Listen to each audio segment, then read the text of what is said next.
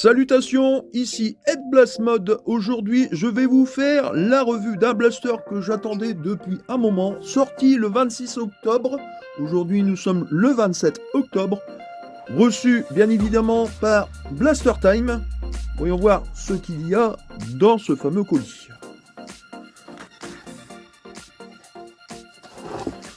Et plutôt bien emballé, ce fameux blaster, le Darzone Max Outlaw.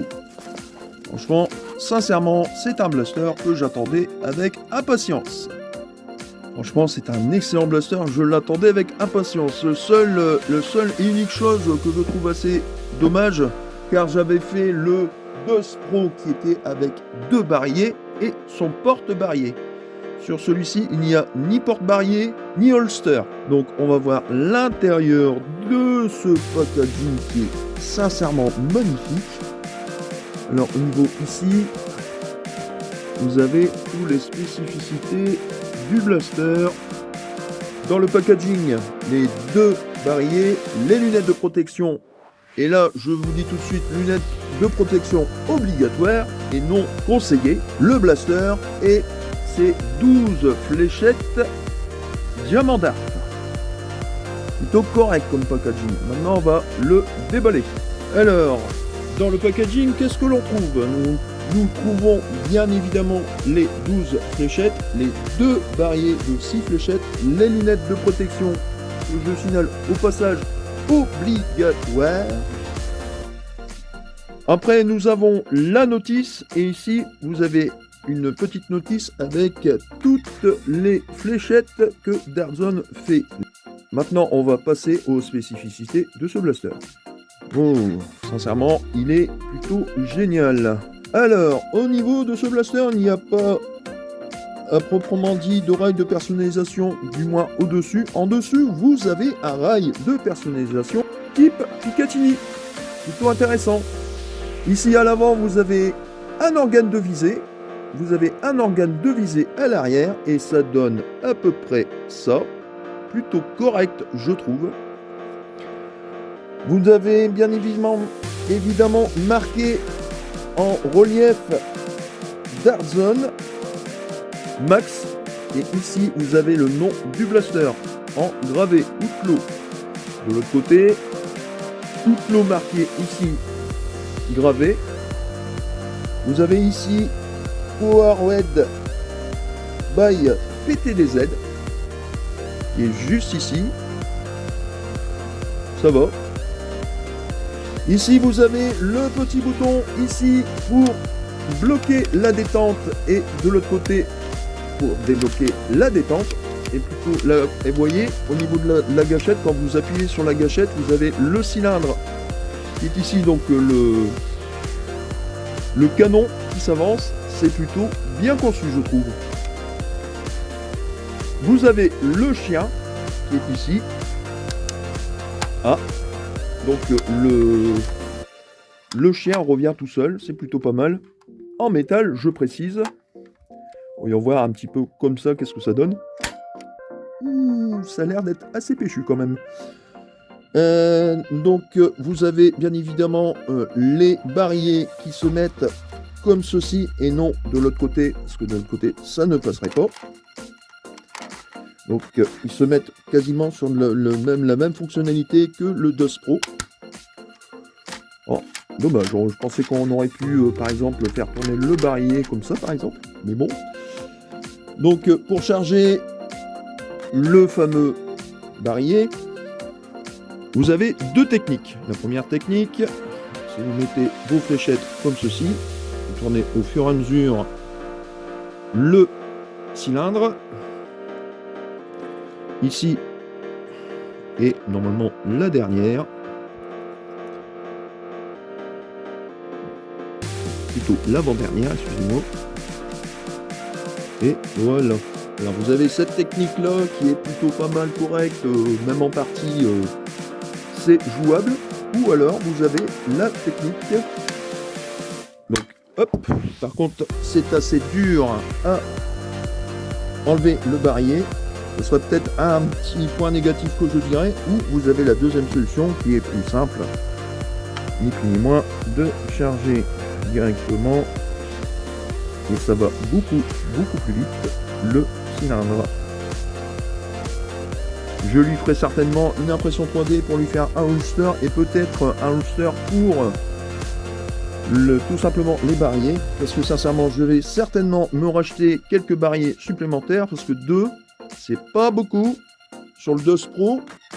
Donc sur ce blaster, vous aviez en fait un barillet pour le blaster et 2 autres barillet dans un holster prévu à cet effet. Et pour le retirer par contre, il fallait automatiquement charger ici, parce que au niveau du DOS Pro, quand vous le mettez comme ceci, au niveau ici, ça rentre dans le barillet, donc effectivement pour le charger et le décharger, il fallait souvent retirer le barillet. La particularité du DOS Pro, il avait aussi la même technique, on mettait le barillet et on pouvait effectivement en restant chargé comme ceci, de tourner le barillet pour pouvoir bien évidemment recharger le barillet. Ah, petite question, est-ce que ce petit barillet serait compatible avec le Outlaw? Je ne pense pas, mais on va essayer quand même. Alors là, sincèrement, non, sincèrement, ça ne fonctionne absolument pas. Le barillet est beaucoup plus petit que le barillet du Outlaw. On a l'impression que c'est la même hauteur pourtant, mais l'axe ici est beaucoup plus court que celui-ci. Et ça ne fonctionne pas, regardez, le système ici est différent du système ici. Dommage. Mais c'est quand même bon à savoir. La particularité de ce blaster du DOS Pro, c'était quand même, déjà vous aviez un canon que vous pouvez rajouter ou non, et un holster qui était fourni avec. Franchement, c'est un excellent blaster, je vous le conseille. Petite parenthèse fermée, on repasse sur le Dartzone Max Outlaw. Personnellement, ce blaster, je le kiffe comme le DOS Pro, à savoir que au niveau du Dartzone Max Outlaw, l'interne au niveau, donc le canon est tout en métal. Voilà, maintenant nous allons passer au test de vélocité du Outlaw. À savoir une petite chose, ce blaster est très ergonomique.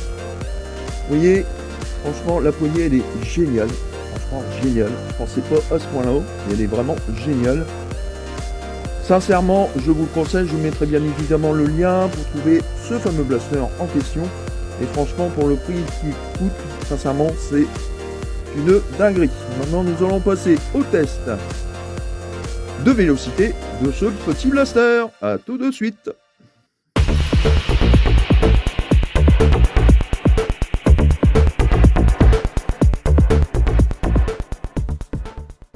Nous revoici au test de vélocité du Dartzone Max Outlaw.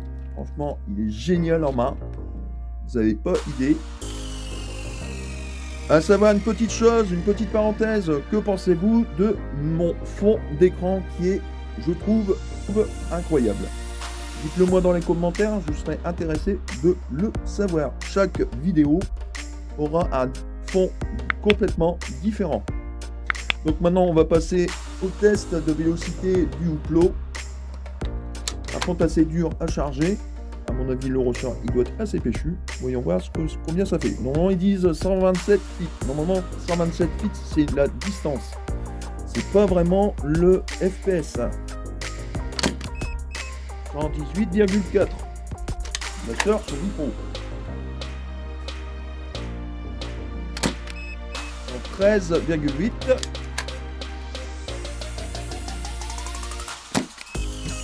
19,7 FPS, purée, c'est dingue. J'adore déjà ce blaster. Bien évidemment, le blaster n'a pas le slam, mais sincèrement, ce n'est pas très grave. 19 FPS, joli. À savoir que, bien évidemment, sur les Dartzone, il n'y a absolument pas de restricteur d'air. Et c'est ce qui est plutôt pas mal. 115,4 et enfin la dernière 120,7 fps. Le maximum qu'on a pu faire avec, c'est 120,7 fps. Franchement, c'est génial. Maintenant, je vais essayer un autre barillet du Outlaw, mais à la seule et une petite différence, je vais changer de fléchette. Je vais utiliser ces fléchettes là, et en fait, ce sont ni plus ni moins des X-Shot, nouvelle technologie Air Pocket, pour voir si j'ai une meilleure performance avec ces fléchettes. Voyons voir ce que ça donne.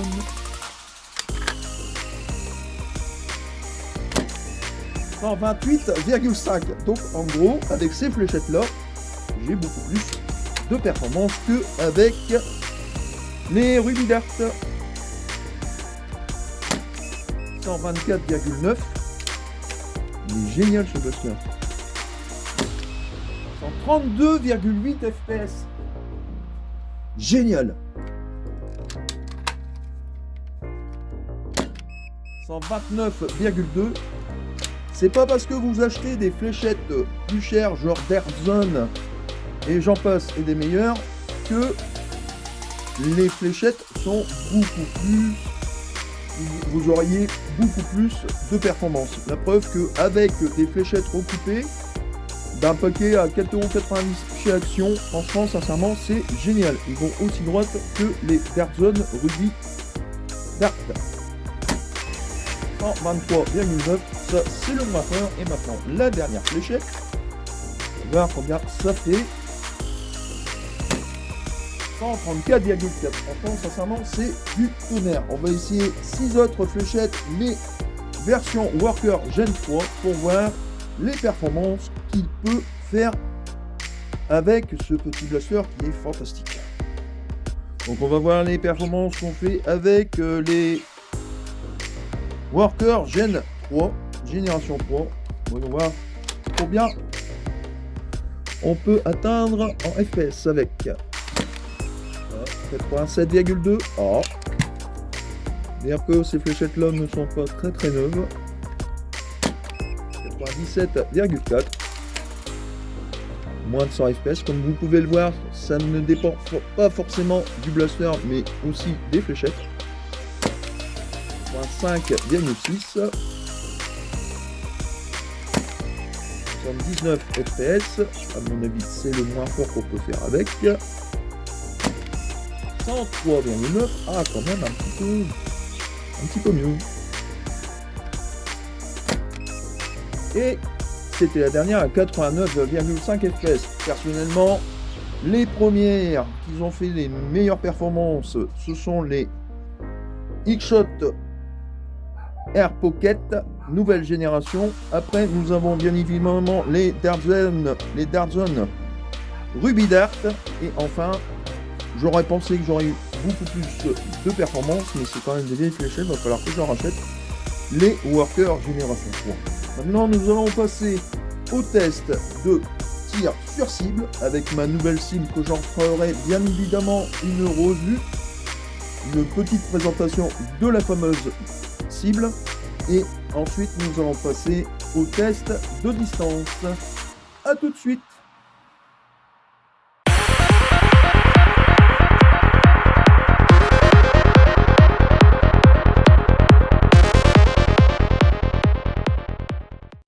Revoici au test de tir sur cible. Alors entre la caméra et la cible, il y a 10 mètres. Vous voyez ici, vous avez une petite cible juste ici, pas facile de la toucher. Et personnellement, c'est un excellent accessoire que je mettrai bien évidemment en lien dans la description de la vidéo.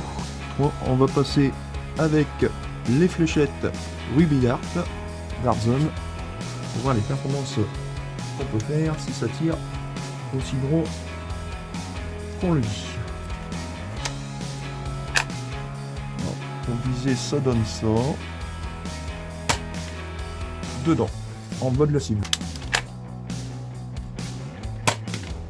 En bas de la cible, et elle est ressortie de la cible. Pour dire que ça claque super fort. Dedans.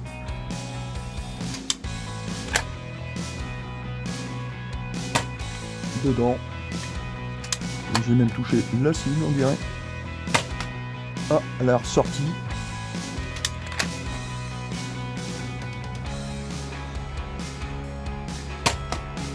Elle est ressortie. Ah, c'était déjà la dernière. Tirer à vide, c'est pas très bon pour le blaster.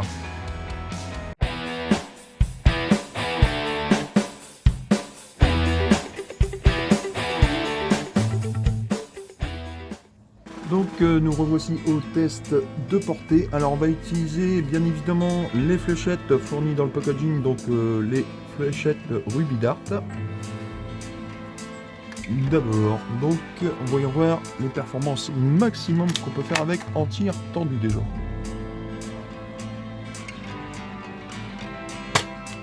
Ouh, on atteint les 25 mètres facile en tir tendu, faut faire. Donc bien évidemment, 3 fléchettes tir tendu, 3 fléchettes tir en cloche. On atterrit sur les 25 mètres encore. Ouh, joli, franchement. Du tonnerre ce blaster. Mais les 37 mètres, on les atteint pas en tir tendu, c'est sûr. Pour l'instant, du moins. Et là, on atterrit sur 24 mètres. Je dirais plutôt 23 mètres. Donc, maintenant, on va passer avec toujours les mêmes fléchettes Ruby Dart en cloche pour avoir le maximum de performance avec ce petit blaster qui est du tonnerre entre parenthèses. J'ai touché ma bâche de ma serre qui est à 22 mètres. Je pense que ça aurait été beaucoup plus loin. On atteint les 35 mètres. En cloche, on les atteint. 35 mètres et non 37. Comme il est stipulé sur la notice. Et j'ai encore touché ma bâche. Donc les moins loin, les deux qui sont malheureusement tapés, la bâche, sont à 22 mètres. Et le maximum que j'arrive à faire en cloche, c'est 35 mètres. Plutôt correct. 25 mètres en tir tendu, 35 mètres max en tir en cloche. Franchement, ça vraiment pour l'instant que du bonheur avec ce blaster. Voilà, maintenant on va passer à la conclusion du blaster. A tout de suite.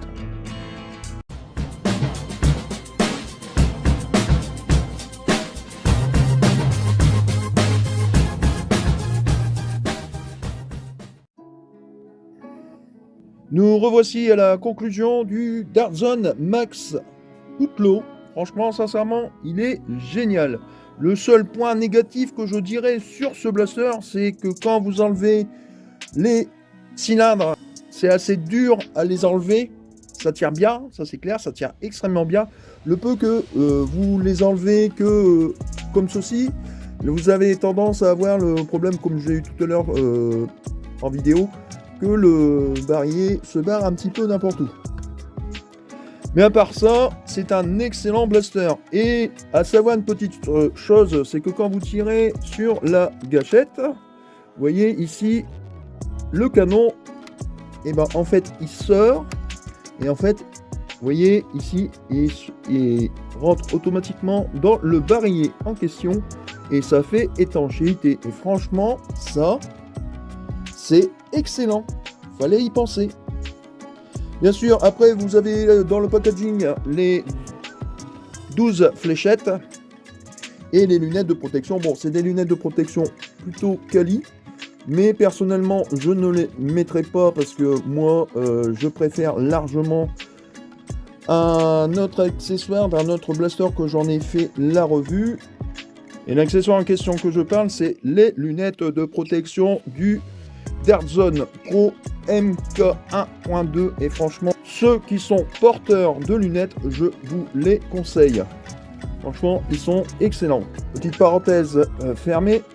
Comme vous avez pu voir, les portées qu'on peut faire aussi bien en tir tendu que en cloche, on a de très bonnes portées. Le excellente fléchette, un excellent blaster bien conçu, ergonomique. Regardez-moi cette beauté.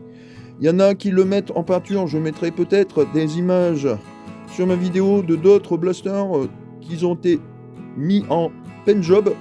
Personnellement, moi, mes Dartzone, je ne les mets en aucune façon en peinture. Je les préfère de les garder d'origine comme ça. À la rigueur, peut-être une petite modification pour avoir un ressort un peu plus péchu, pour avoir un peu plus de performance, mais ce sera tout. Et bien évidemment, un holster que j'imprimerai en 3D. Donc moi sincèrement c'est un excellent blaster, je vous le conseille au prix où il est proposé sur Blaster Time, c'est plutôt intéressant. À savoir quand même qu'il y a à peu près 11,90 € de frais de port. C'est ce qui clôture la conclusion du blaster Dartzone Max Outlaw. Sur ce, n'oubliez pas de vous abonner, de liker, de partager la vidéo, d'activer la petite cloche de notification pour ne rien rater de mes nouvelles vidéos. Sur ce, c'était Ed Blast Mode. Salutations amis terriens et à la prochaine.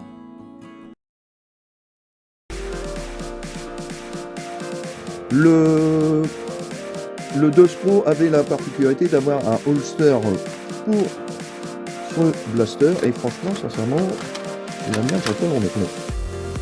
Lol.